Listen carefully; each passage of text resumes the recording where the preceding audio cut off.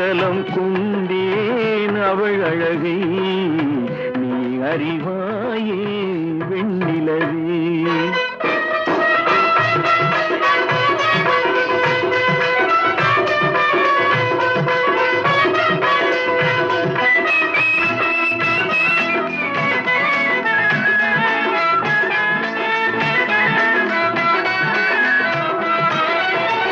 வானும் நதியும் மாறாமல் இருந்தால் நானும் அவளும் நீங்காமல் இருப்போம்.